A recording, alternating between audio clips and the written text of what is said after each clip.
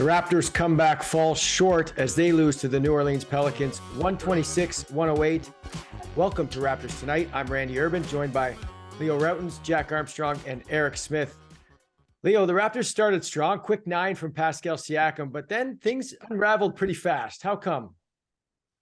Well, the intensity that they have to play with defensively and just overall wasn't there. They seemed to be a step slow.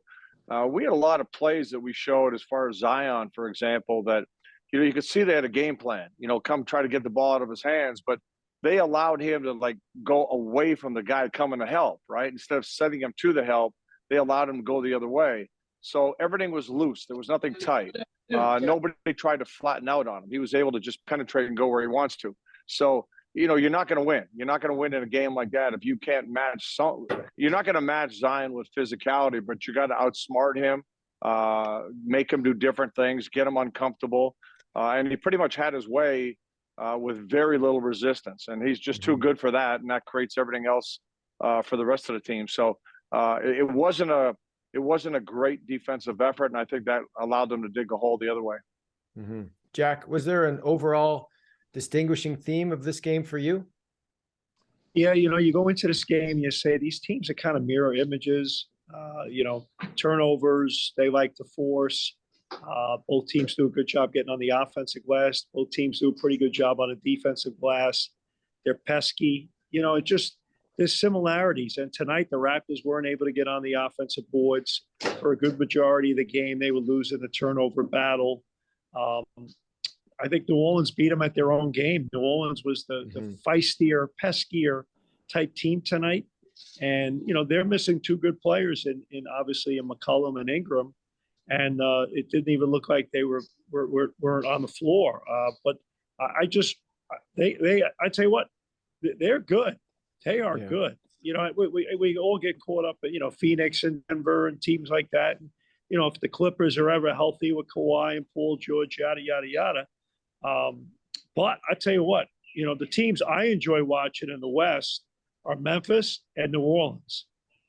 They got depth and they got guys that can go. They're good. Mm-hmm. Eric, Pelicans shot 52% overall from the field in this one. Raptors had trouble guarding the paint. They had trouble guarding the perimeter. Why did you see that? Well, a couple of things, and I'll just piggyback maybe even for a second, Randy, on what Jack was just saying too. The fact that they did this to Toronto tonight without McCollum and Brandon Ingram as well. So when you figure the depth that they have, and they're missing two major key pieces and two starters tonight in this ball game too. To me, Randy, this to me is a theme that we could probably discuss on almost every show. Almost every show. It's first quarters. It starts for the Raptors. I think that's been one of their Achilles heels all year. As hard as they play, as much as they out-hustle their opponent on a lot of nights, as much as they've played well and they've got a winning record, albeit only one up on 500, I think it's the start in the games that digs them the holes more often than not. And it dug them that serious hole again tonight. And Leo and Jack just touched on it, the way they were defending or not defending early, especially against Zion. The fact that their defense didn't seem to be dialed in. They weren't on that rope that they often are defensively. And when they dig that big hole early, they give up 40+ in the first quarter. They give up 70+%. And now you're on the road trying to climb that mountain. Again, I think that's going to be, tough on any given night, but especially doing it on the road against a team like this that can, show you the same type of energy and the same type of hustle. And I think they just kind of shot themselves in the foot early. You give them the credit for that comeback late in the fourth quarter, but when you fall down that early, that often, it's going to be tough on any night against any opponent. Yeah. Jack, go ahead. I just, obviously the lineup that Nick Nurse went with on, the other night, Monday night against Cleveland, and now they change it up and they put Scotty Barnes in for Aaron Gomez. Barnes had a quiet night tonight. And, and then you see at the end of the game, he's not on the floor at all. He needs to get more consistent, and he's a talented young guy, but they're going to need a little bit more consistency from him. There was so much hype coming into this season. And Leo, I remember you and I did a show, the TSN preview show. And one of the things we spoke about was the fact that, last year is over. It's a whole new year. And there was so much hype coming into the year for him. I think sometimes expectations get a little bit out of control. And for me, I think they got to get him centered again and right. and consistent.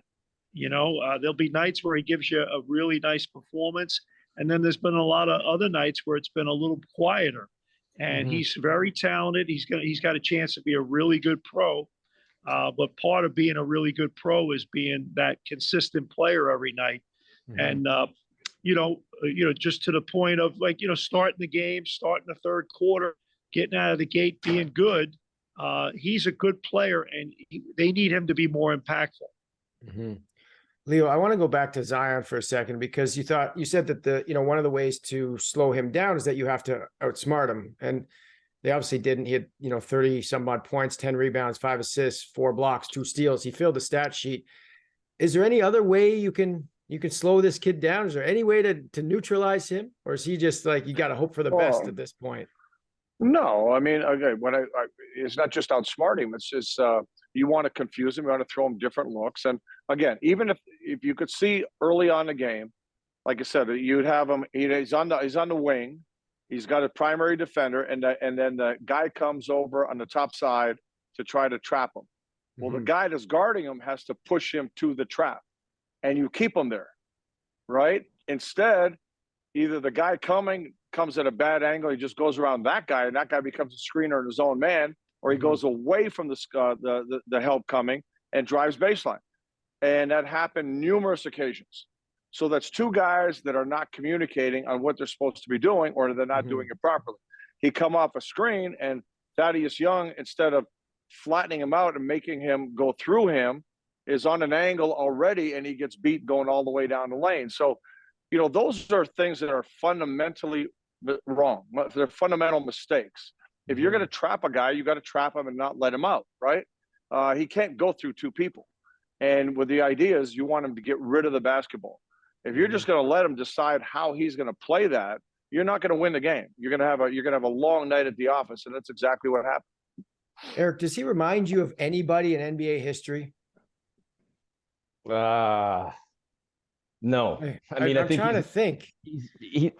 Listen, the only guy, and I mean, obviously, a guy like Leo could certainly speak to it, or Jacko, even better than me, but Leo, from having been between the lines, luckily, Leo, you didn't have to play against him. The only guy I can kind of compare him to is early Shaq when he first came in. And I'm only saying that because of the fact that early Shaq, the athleticism, he didn't necessarily have the speed, though, that Zion has in the open court. He didn't have the handle. He didn't have the passing skills. But when you see him get down low and just muscle his way to the 10, he's just I was watching the broadcast too and listening to Leo and Sam talk about it. When this guy's coming at you, he's a freight train. And I don't know how you're going to stop that. So to Leo's point, maybe one of the best ways is to make him more of a facilitator, but easier said than done, especially if he's coming at you with a head of steam like that. Like, Charles, perhaps. Charles, maybe. Leo, again, another guy that you know quite well. But those are the only 2 guys I could really think of.